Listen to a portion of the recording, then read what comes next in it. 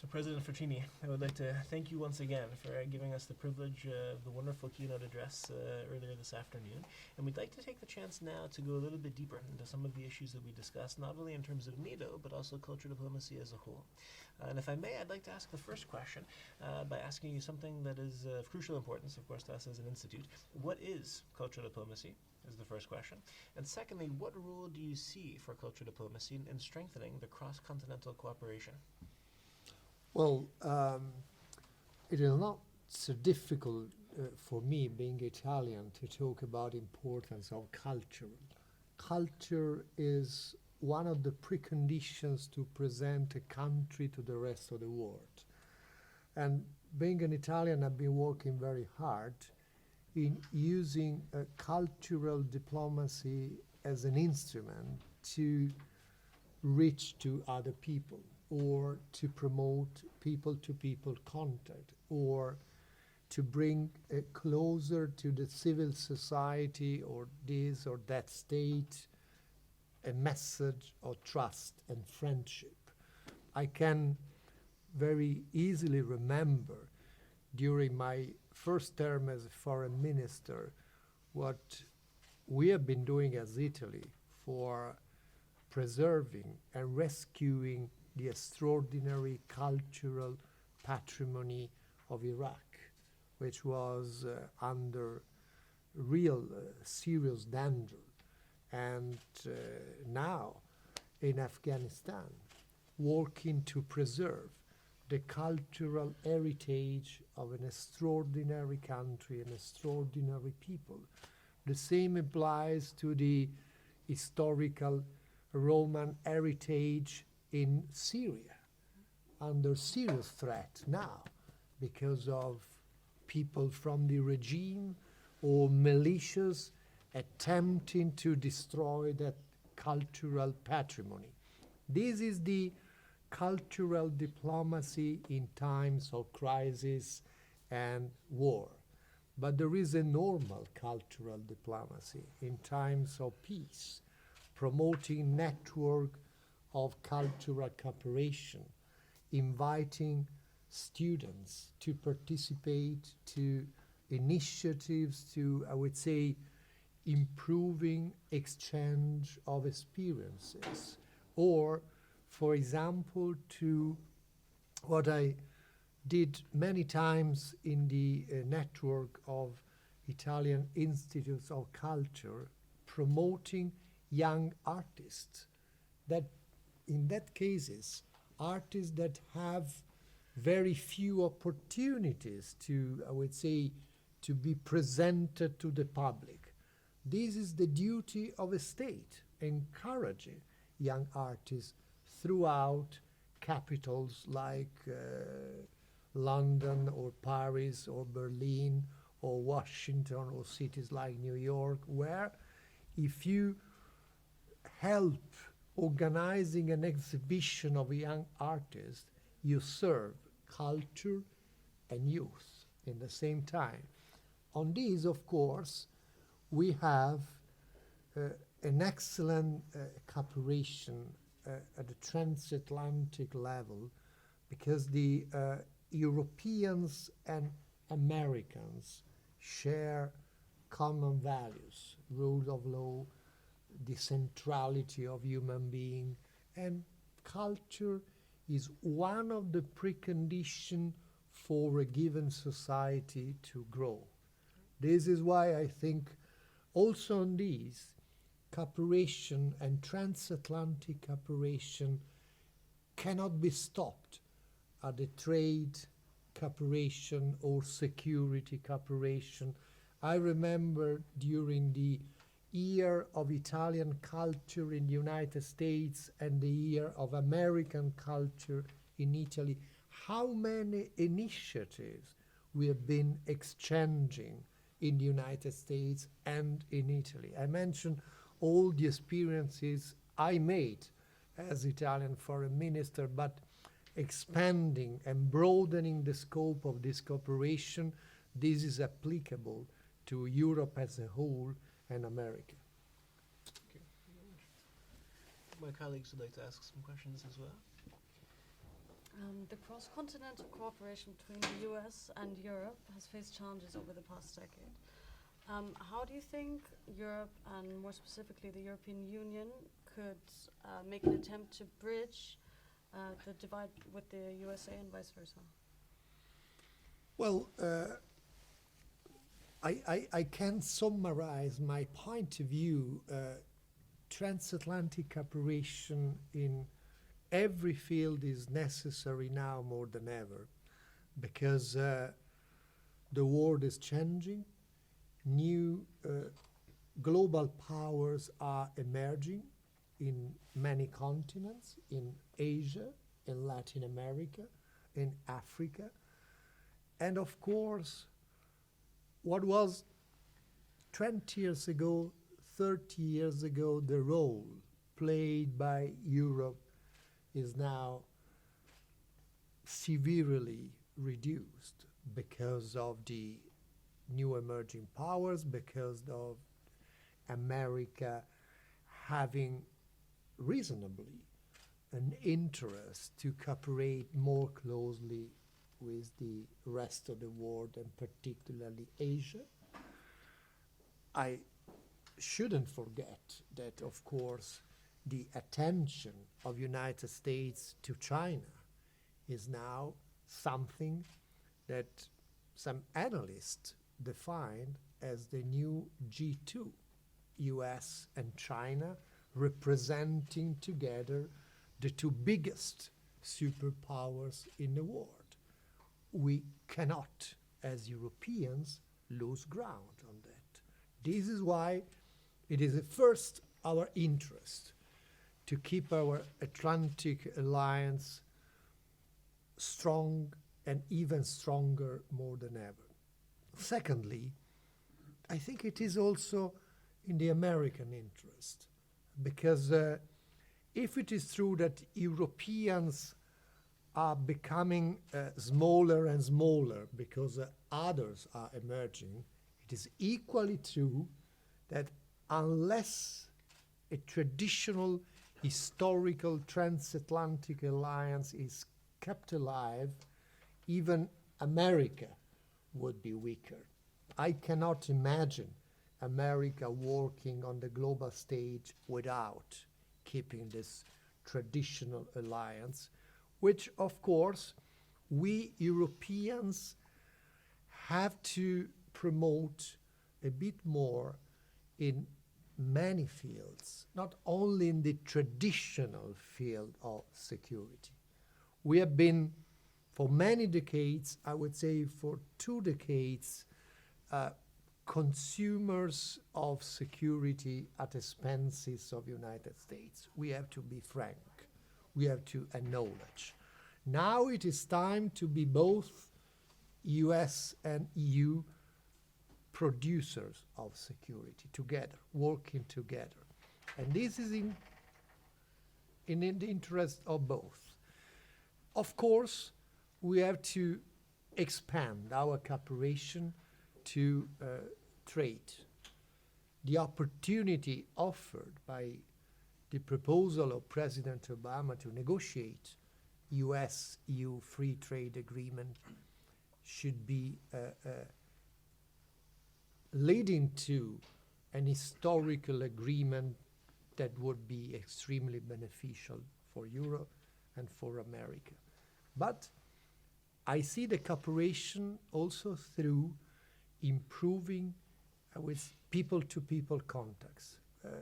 If I speak as an Italian, we had never problems on people-to-people contact with our American friends. We are a country of immigration.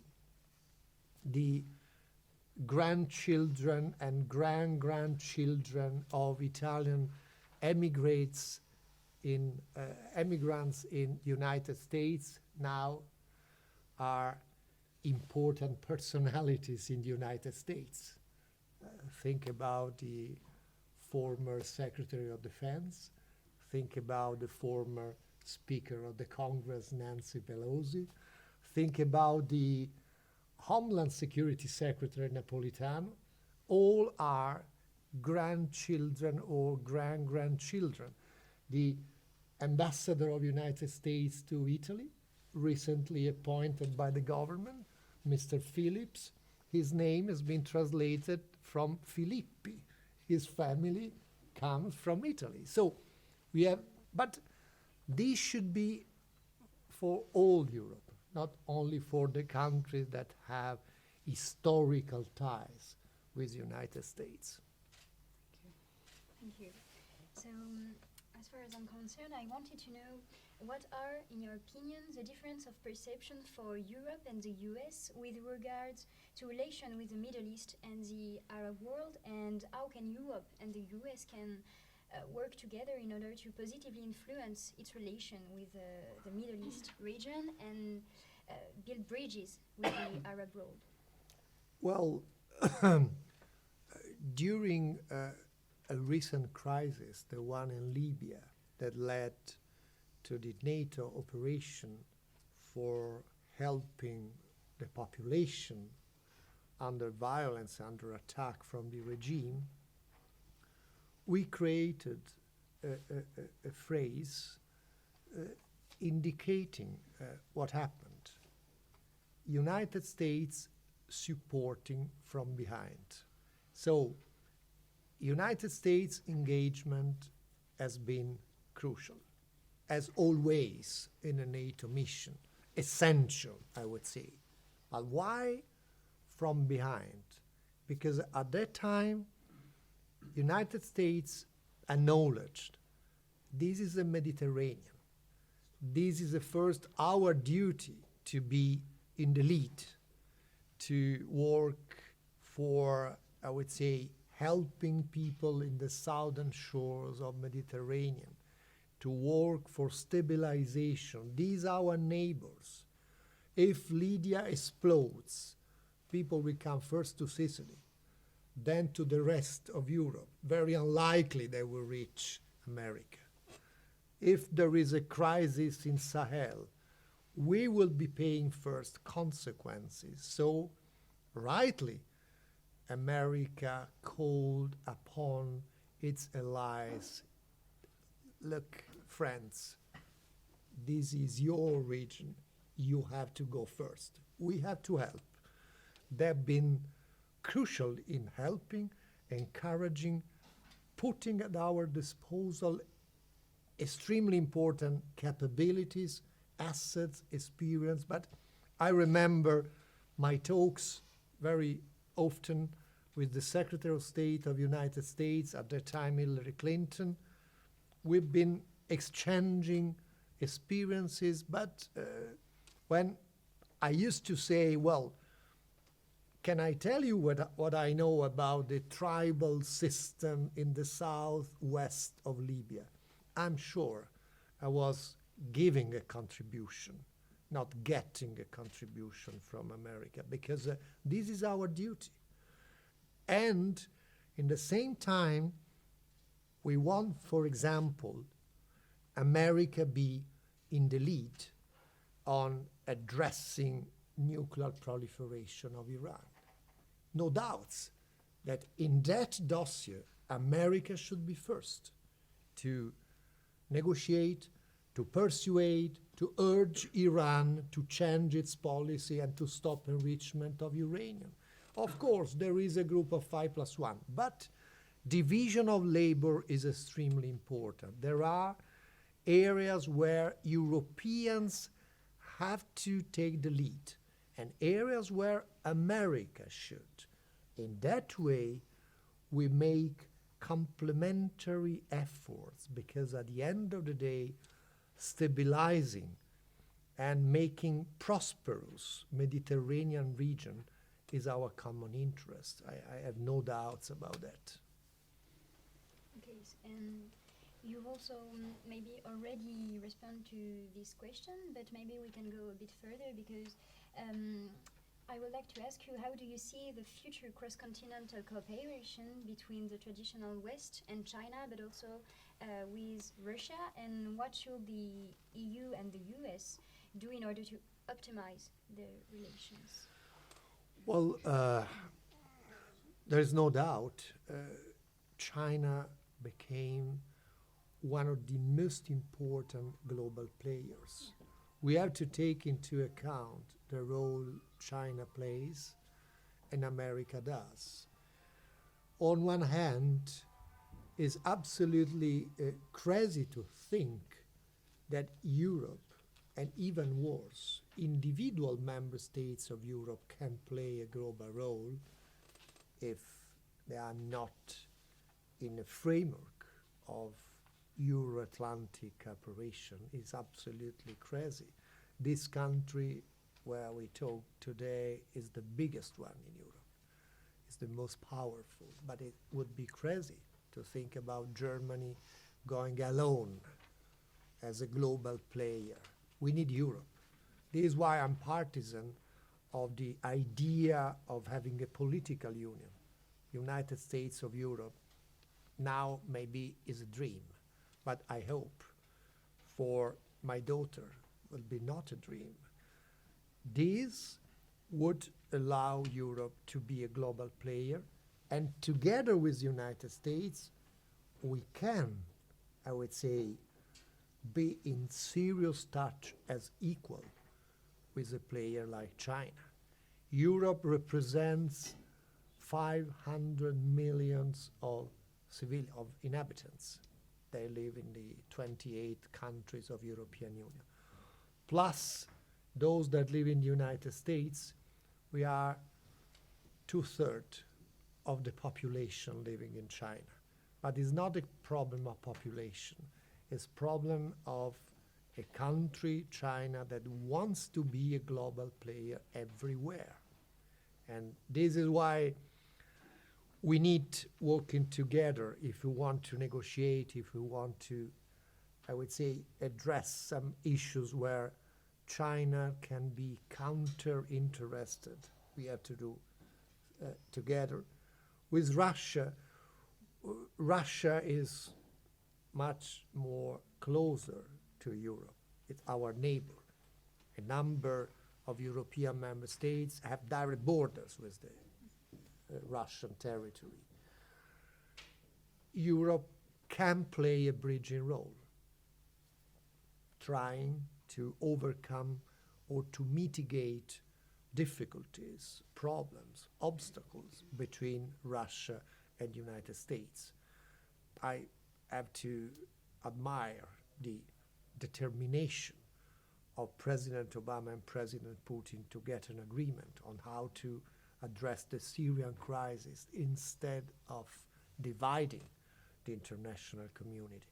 This is a clear, good example that if there is a good political will, we can succeed together, because you have seen Europe united behind that proposal. So for the first time, we got Europe united at the Vilnius meeting of foreign ministers, America and Russia on the same line. And I hope that Security Council will come up as soon as possible with a strong resolution. Thank you very much. As president of the ICD's Organization for Youth Education and Development, you have various expertise in the area. So specifically, the crisis has hit the Mediterranean region quite hard in Europe. So could you tell us perhaps the current situation of Italy with regards to youth unemployment, and whether you think the European Union could take an active role in rectifying the situation and how this would look like? Well, there is something Europe can do, something else that individual member states should do. We cannot wait only for European decisions. We have to do homeworks. That's absolutely necessary. At the Council in June, last June, European Council agreed on a very important package of measures to address youth unemployment in Europe. One of the main proposals has been presented by my Prime Minister, Mr. Letta, Italy and Spain. This proposal aimed at mobilizing immediately, as from January 2014, quite important amount of money, about 6.5 billions of euros, to promote initiative to encourage addressing and mitigating youth unemployment. 6.5 billions of euro at once would be a good starting point on that. Promoting initiatives for traineeships or apprenticeships in Europe, or to promote mobility of young workers, initiatives to encourage flexibility of labor market to the benefit of recruiting young workers. At national level, the government of my country recently adopted a law decree. It is in Italy an urgent decree which is already in force, being implemented now. The parliament will have to ratify, and it will be ratified very soon, I think before the end of October. This urgent decree includes some important measures to address youth unemployment. Youth unemployment in Italy is on the average 11%, quite high rate, less than European average, but twice the rate of unemployment here in Germany. We have to take into consideration that Italy is a matter of fact. I wouldn't say unfortunately, but unfortunately. Italy is divided in two. There is a rich region in the north comparable to Bavaria, and some regions in the south comparable to the poorest countries in Europe. On the average, we are about 11%. The government adopted a package. One of the most important measures is to use fiscal incentives for recruiting young workers. The idea, in very short, is that entrepreneurs should be encouraged to recruit young workers. Why? Because in that case, they wouldn't pay taxes for the first 3 to 5 years. And so they are strongly encouraged to recruit. The second idea is to promote, as in European package, training courses that are one precondition to be integrated in the labor market. And thirdly, I would say encouraging by law the possibility of mobility of young workers, because we have a problem that is the young workers losing their job, remaining unemployed without any kind of public assistance. So they have no time to find another job because they have zero money at the end of the month. In that, this urgent decree intervenes and decides. So these are some measures that are quite important. Also, we have, as a Mediterranean country, the issue of those coming as migrants to find a job. And they are mainly young workers, unemployed, asking for a job. What is necessary to do is to have there an European policy.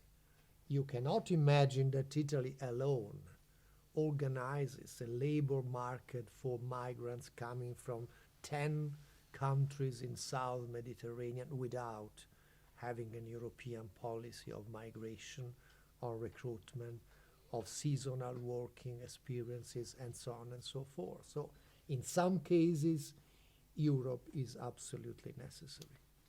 Okay, so you just touched on this a little bit. I mean, as we all know, the economic recession, the effects, they weren't limited to Europe.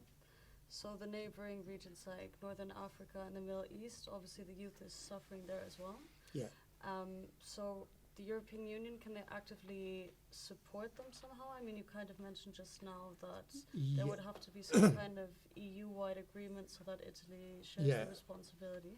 Could you perhaps elaborate on that? Well, having been for 4 years the European Vice President in charge of immigration policy, I can tell you I've been working hard, launching a number of European initiatives on that, including some strategic plans and some directives for circular migration, promoting seasonal working experiences, or the initiative I called European Blue Card for highly qualified workers coming from non-European member states.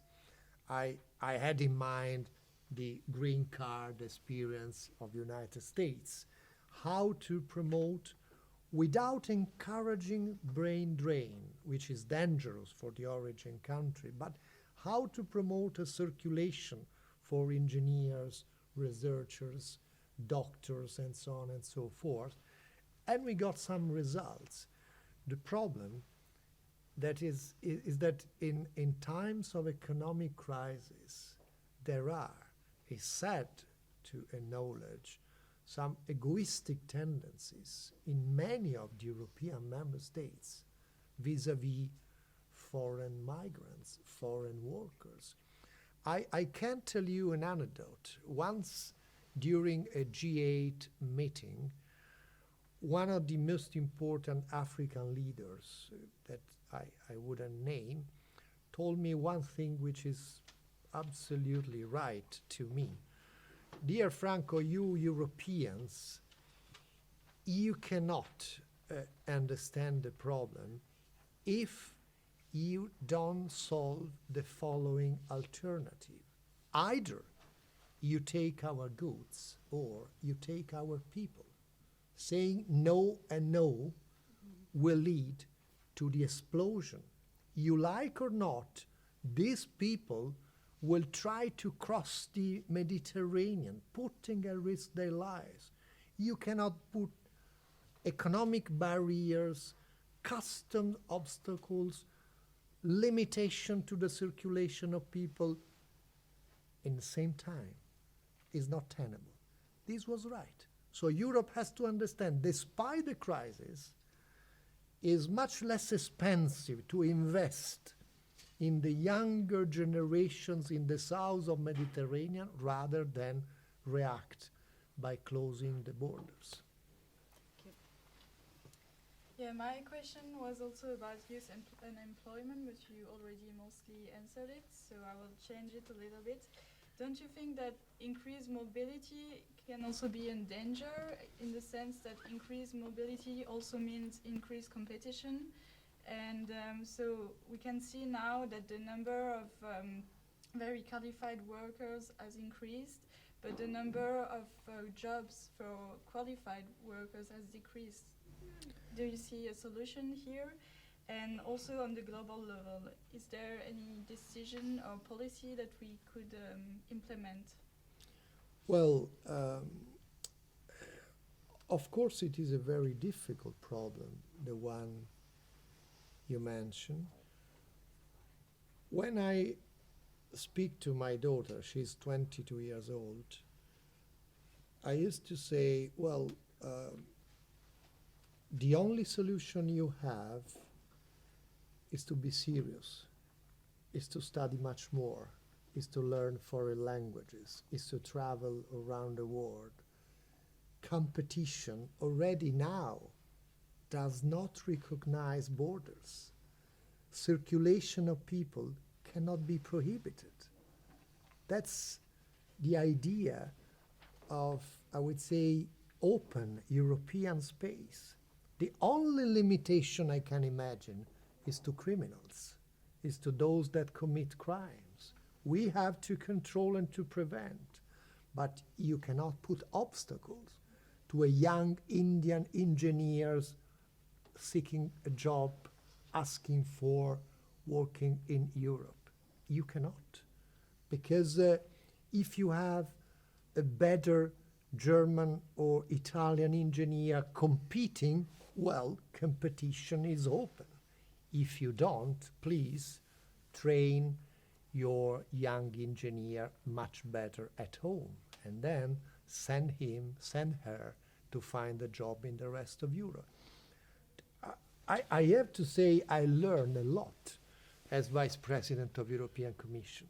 I saw many of my compatriots don't speak English, don't speak French, don't have foreign experiences, don't used to have, I would say, a postgraduate master experience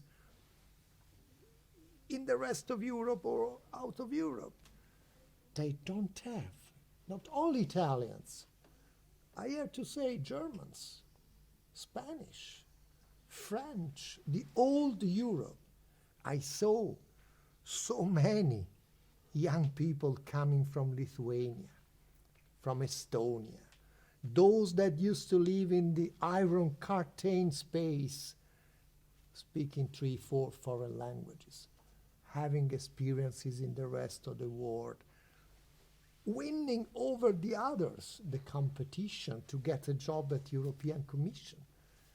This is the reality. So my advice, my suggestion is please be better prepared to address the competition that cannot be.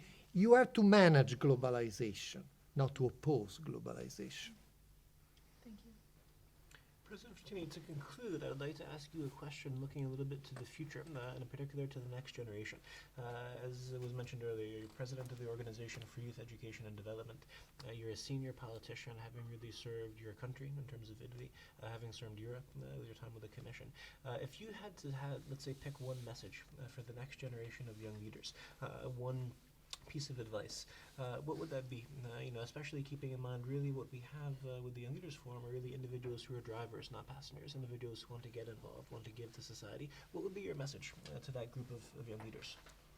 Well, speaking now as an Italian observer of politics, being now a judge in my country, I first should remember what 60 years ago President De Gasperi, one of the founding fathers of Europe, said during the presentation of his first government before the Italian Parliament. He said what the approach of institutions and politicians towards the young people should be. And he said politicians used to look to the next elections. Statesmen look at the next generations. He said so 60 years ago. This is valid now more than ever. First, institutions have to put forward vision and projects that will bear fruits in the mid-long term, not today.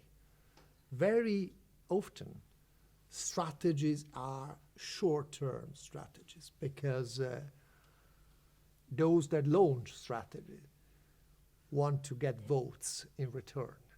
You shouldn't get votes in return. You should work for the good of your grandchildren. If you work only for your children, it's not enough now, because you have to have a vision to the next 20 years, 25 years. One paradigm would be you have to work for those that are born this year, not those that vote this year to gain grounds and to gain votes. From the youth point of view, I think they run a risk to leave for the first time in the history of, I think, the past 2 centuries, in a generation living through a worse quality of life their grandparents and parents. They risk. My generation used to live in a better condition. My father's generation better condition than my grandfather's generation. My daughter's generation runs the risk to live in a worse condition. This is the perspective we have to destroy, I would say. And from the youth point of view, the only thing I can do, what I can repeat to Carlotta, well, the only thing is not to be afraid about the future. Because sometimes there is a category of young people that don't work, are not seeking for a job, don't study, do nothing.